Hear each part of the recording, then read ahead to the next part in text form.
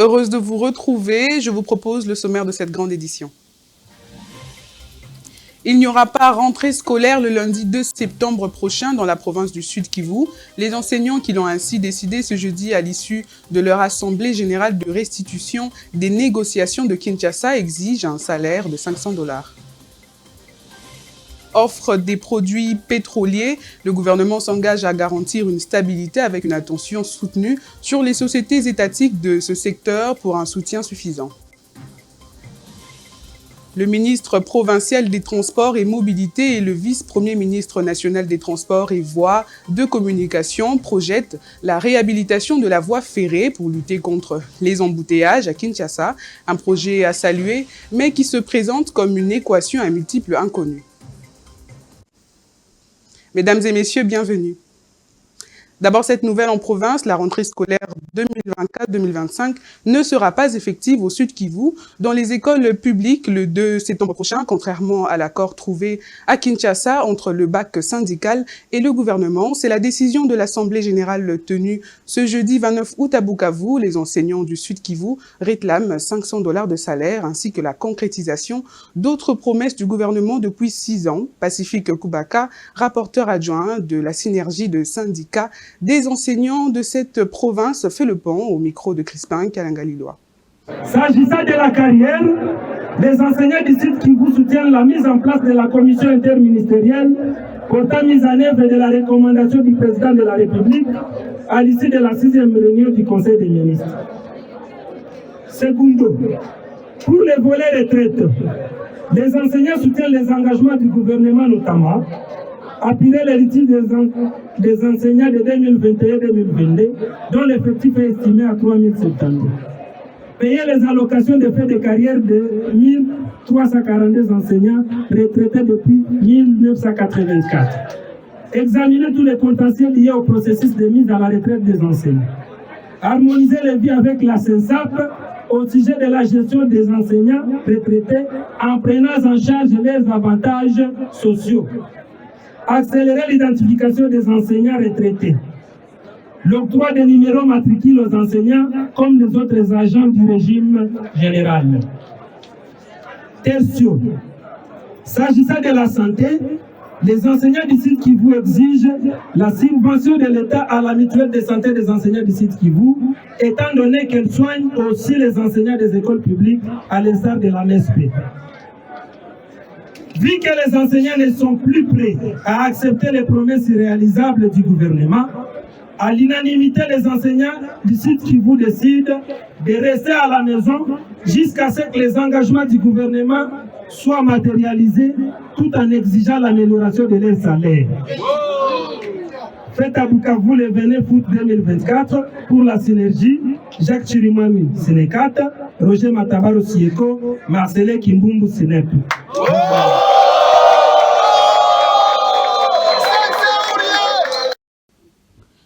Le gouvernement s'engage à garantir l'offre stable des produits pétroliers avec une attention soutenue sur les sociétés étatiques dans ce secteur pour un soutien suffisant. C'est la résolution d'une réunion interministérielle tenue à Kinshasa mercredi, une rencontre axée sur l'approvisionnement en produits pétroliers et les mesures concrètes pour assainir et maîtriser la structure des prix sur le marché. Ebenezer Bouanga. Ils étaient autour d'une même table, les ministres des Finances, des Hydrocarbures et du Portefeuille, ainsi que le représentant des Sonahydrac et des Kebil, pour tabler sur l'assainissement et la maîtrise des structures des prix des produits pétroliers.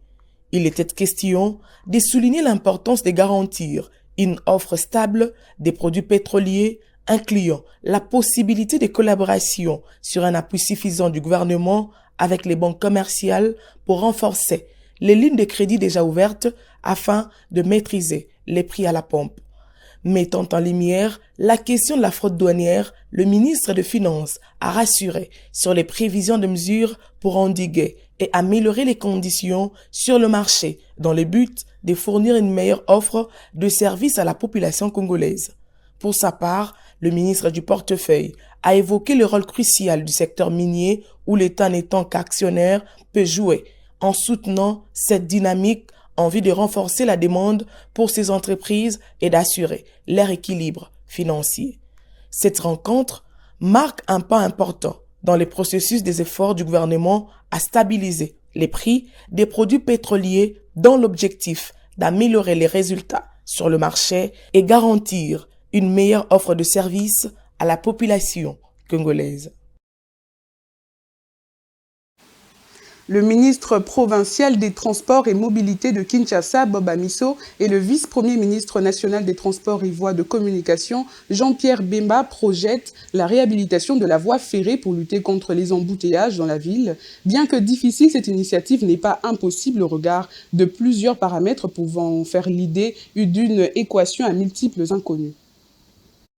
Dans une ville où la problématique des embouteillages reste entière, l'initiative de deux patrons de transport au niveau national ainsi que provincial est à applaudir de demain, bien qu'en pareille circonstance, la nécessité d'apporter une remède contre une pathologie devenue chronique, tout produit pharmaceutique est souvent pris pour soulager le mal. Ceci étant, il est utile de souligner que plusieurs paramètres, notamment les constructions anarchiques légalisées, le boom démographique, peuvent transformer l'idée en une équation à multiples inconnus. L'on se souviendra que ce n'est pas une première, souvent les obstacles rencontrés mettent en mal la volonté. L'équipe précédente à l'hôtel de ville sait quelque chose sur ces sujets. Va-t-on détruire les constructions se trouvant le long ou sur la voie ferrée? Comment y procéder? Les activités commerciales y sont même exercées. Avec le boom démographique observé à Kinshasa, l'équation continue d'ajouter les inconnus. Les temps qui courent est un meilleur allié que la décision de Jean-Pierre Bemba et Bob Amigo soit faite pour le bénéfice de Kinois et le bonheur de tout le monde.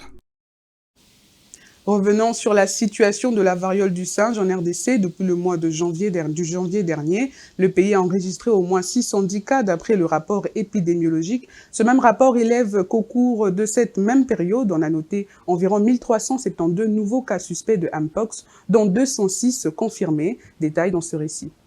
Chers compatriotes, depuis le début de la riposte contre la Mpox, selon ces rapports du ministère de la Santé sur la percée générale du Mpox en RDC, l'Équateur, les Nord-Ubangi, le Maïndombe, Nord et Sud Kivu, Lualaba, Chopo, Chouapa et le Kasaï sont là les provinces les plus touchées par cette épidémie. Il est à signaler que les efforts menés par l'équipe de la riposte auraient amélioré la qualité des informations sur les cas à travers le pays. À titre illustratif, dans son rapport, les ministres de la Santé citent la province de l'Équateur où l'information serait passée des 38 à 86%. En vue d'une protection mutuelle et lutte contre la propagation de la maladie, la population est appelée au maintien d'une bonne hygiène de main, au respect des mesures et gestes barrières. Aussi, éviter tout contact non protégé avec les animaux sauvages, malades ou morts. D'où l'obligation de veiller à bien cuire tout aliment avant de les consommer et réduire le nombre de partenaires. Aux personnes ayant des symptômes, il leur est recommandé d'appeler gratuitement les numéros 151 pour signaler des cas. Notons que le Mpox peut se transmettre d'une personne à une autre, d'une personne avec un objet contaminé et d'un animal à l'homme. protégeons-nous, protégeons nos familles, protégeons nos communautés et nous vaincrons cette maladie. À travers un communiqué, le ministre de la Justice a annoncé la signature du décret de la Première ministre portant protection du patrimoine des entreprises publiques, des établissements publics et des services publics. Jacob Kalala. Portée par le ministre de la Justice et garde-sceaux, cette mesure constitue une réforme majeure voulue par le chef de l'État qui vise à mettre fin à la prévention de biens publics à travers des saisies intempestives, souvent mafieuses, qui mettent en péril le tissu économique du pays, conclut le communiqué. La Banque centrale du Congo, les banques commerciales ainsi que tous les autres services publics concernés, notamment la DGDA et l'ONATRA, doivent communiquer à la commission de gestion de biens saisis et confisquer les objets et le procès-verbaux de tous les biens et sommes d'argent saisis ou confisqués qu'ils détiennent. Dans un communiqué de juillet dernier, Constant Moutamba avait accordé un ultimatum de 70 heures aux officiers de police judiciaire et aux membres du ministère public pour déclarer la liste de biens saisis et confisqués dans les cadres de leurs activités professionnelles. Cette exigence s'inscrit dans les cadres de la lutte contre les détournements et les blanchissements de capitaux. Le ministre de la Justice séjourne depuis mercredi à Mbuji-Mayi, une visite qui s'inscrit dans le cadre de la vulgarisation des réformes apportées dans le secteur de la justice congolaise avec un regard particulièrement rivé sur la MIBA. Suivons-le dans cet extrait choisi par Steve Bonimé. Vulgariser toutes les réformes que nous sommes en train d'entreprendre sous l'impulsion de son Excellence Monsieur le Président de la République, chef de l'État et magistrat suprême, et de son Excellence Madame la Première ministre. Et nous allons également en profiter pour désengorger la prison, les prisons aussi bien de Mbuji-Mayi que d'ailleurs, et améliorer leurs conditions, les conditions carcérales. J'avais déjà à l'époque donné injonction au PG et à l'auditeur supérieur pour mettre fin à la spoliation des biens de la MIBA. Et je suis venu pour pouvoir me rendre compte de l'exécution des instructions que j'avais dictées à l'auditeur supérieur et au PG de la Cour d'appel du Kassa oriental. Il est clair que tous ceux qui sont à la base de la spoliation des biens de la MIBA seront déférés devant les instances judiciaires compétentes. Il y aura donc des poursuites qui vont être lancées contre les auteurs de tous les spoliateurs de biens de la MIBA, mais aussi et surtout de tous les détourneurs des deniers publics de la MIBA et d'autres services. Nous allons également inspecter les différents travaux qui sont exécutés sur financement de l'État. Tous ceux qui se retrouveront comme détourneurs de quelconque projet que ce soit seront arrêtés. En bref, un élément Muzalendo a semé la panique ce jeudi à la petite barrière de Goma lorsqu'il a tiré des balles vers la zone neutre entre la RDC et le Rwanda. Selon ses collègues, il tenait à franchir la douane pour ramener la guerre au Rwanda afin d'en finir avec Paul Kagame qui continue à déstabiliser l'est du Congo. Prise de panique, la population a stoppé momentanément les activités, mais après quelques minutes de tir sans réplique, le Muzalendo en colère a été maîtrisé par les services de l'ordre. En Ituri, la société civile de Massamba se réjouit de la stabilité qui s'installe dans leur territoire. Ce climat de paix résulte du renforcement de dispositifs sécuritaires dans la zone par le commandant des opérations, le gouverneur militaire de cette province. Suivez. Le territoire de Mambasa en province de l'Ituri s'est stabilisé chaque jour qui passe. Cette présence des nouveaux dispositifs sécuritaires enchante énormément la société civile dans la zone. Son président Yuma Mugeni encourage l'administration militaire dans l'ensemble pour son souci majeur de sécuriser les populations et leurs biens. Je vis les dispositions militaires vraiment en marche. Partout il y a des militaires qui sont vraiment en surveillance pour attaquer l'ennemi. Nous ne voulons plus que les habitants quittent encore le milieu là où ils sont revenus. Ils ont souffert à Mambasa sans crise. Ils sont rentrés chez eux. Et s'il y a encore les cas de sécurité, ils risquent encore de fuir. Je pense que la population avait déjà confiance à l'entité, à la sécurité. C'est pourquoi la population est rentrée. Et quand je suis revenu de Bounia, je vis encore cette population. Là où même on a tiré les gens, j'ai vu la population là-bas. Cela veut dire que la population a confiance à l'armée. Et l'armée doit bien faire son travail pour protéger cette population. Ce renforcement intervient après quelques moments de turbulences attribuées aux terroristes ADF et leurs supplétifs. Jean-Marie Akandabo, député national élu du territoire de Mambasa, voudrait réellement voir les habitants de Mambasa prêter crédit à l'armée régulière. Je demande plutôt que la population dénonce toute présence de ces hors-la-loi, de ces tueurs, de ces sanguinaires, partout là où ils sont. Il faut coopérer. On doit avoir cette parfaite relation civilo-militaire. Donc nos peuples doivent informer à nos forces armées pour que ceux-ci prennent des dispositions idoines pour éradiquer. Sous les commandements du lieutenant-général Louis Onkachamadjoni, gouverneur militaire, les forces armées de la République démocratique du Congo continuent à traquer les ADF et leurs béquilles dans la profondeur de la chefferie de Babilaba-Kwanza en territoire de Mambasa. Aujourd'hui, grâce à ces opérations, plusieurs otages ont été libérés. Les agriculteurs accèdent à leurs champs sans difficulté et les grandes agglomérations sont entièrement sous contrôle des forces régulières. Autre nouvelle en bref, un véhicule marque Land Cruiser transportant la délégation de Monseigneur Willy Ngumbi, évêque de Goma, a fini sa course ce jeudi dans un ravin à environ 2 km d'Itebero, dans le territoire de Walikale. Selon un membre de cette délégation contacté par notre correspondant, le véhicule a glissé sur un pont en mauvais état, mais il n'y a eu ni blessés ni perte en vies humaines. Revenons aux hommages au Mwami Désiré Rougemanindi II le week-end dernier au Palais du Peuple à Kinshasa, à travers son représentant Vital Banyanisiwe Mouni, Modeste Bahati Lukebo, le deuxième vice-président du Sénat a appelé ses frères et sœurs Bashi de demeurer dans la paix et l'unité pour relever les défis qu'ils font face. Je ne cesse de réaliser combien le Mwami Désiré Kabare est véritablement notre roi. Car sa mort ne fait que nous rassembler plus qu'avant. N'est-ce pas une opportunité d'agir ensemble pour notre avenir? Car comme disait Jacques Ntekwa Bokolo, la mort est une chose affreuse. Bien mourir, c'est laisser derrière soi la paix. La paix et l'unité que nous laisse ce leader coutumier sans conflit de succession sont à préserver et exploiter. Nous avons intérêt à nous fédérer autour de notre pouvoir coutumier. Et surtout pas vivre à l'instar des maïs dans une vallée où chacun a la barbe comme roi. Sinon nous risquerons de vivre comme des crabes dans un panier où aucun crabe ne laisse l'autre de sortir du lot. Autant les rois règnent par le travail, autant la force du roi c'est son peuple.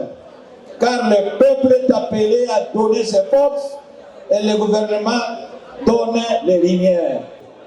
Soutenons-nous mutuellement et approprions-nous avec fair play les succès des membres de notre communauté. Soyons les réels beaux exemples. Des bons modèles de vie d'ensemble et de travail dans tous les secteurs, afin d'inspirer nos voisins, y compris ceux issus du découpage de Kabare, à savoir Walongo et Calais. Les derniers hommages rendus au Mwami Désiré Kabare Rougemanindi II le week-end dernier au chapiteau du Palais du Peuple ont été d'un succès mémorable. L'Union pour le développement de la zone de Kabare Udezoka et l'association des Bashi Bahavu Chinyaguguma Asbel ont pu réunir plus de 1000 personnalités pour cette manifestation à la grande satisfaction du président de l'Udezoka, Alexis Kanyenye, et du vice-président de Chinyabuguma Gogo, Chanikire. Ils ont pu profiter de l'occasion pour plaider en faveur du retour de la paix dans l'est du pays. Suivez-les dans ces extraits choisis par Jeanne Biango. C'est avec un réel plaisir que nous avons accepté la proposition du comité organisateur de venir présenter un discours d'orientation en ouverture de la journée d'hommage dédiée à feu Sa Majesté Mwami Kabare Désiré, décédé le 27 juillet à Casablanca, au Maroc, et qui repose actuellement dans la terre de nos ancêtres, à Chirunga, en chefferie et territoire de Kabare. Le Chinyabuguma a plusieurs raisons de rendre hommage à Sa Majesté le Mwami Kabare Rougemanindi II Nabushi Désiré. Avec son collègue de Ngweshe, Sa Majesté le Mwami Pierre Ndatabaye, ils font partie des initiateurs de Chinyabuguma. C'est également l'occasion de prier Dieu pour qu'il continue à fortifier son Excellence, Monsieur le Président de la République, chef de l'État, afin que la paix et la sécurité règnent sur toute l'étendue de la République. Les prières ont été dites ici. Nous remercions les hommes de Dieu qui ont prié pour la République. Puisse le chef de l'État donc soit comblé de sagesse, d'intelligence et de force pour que les conditions sociales et économiques de la population congolaise s'améliore davantage. C'est la fin de ce journal sur Congo 26 Télévision. Merci de l'avoir suivi.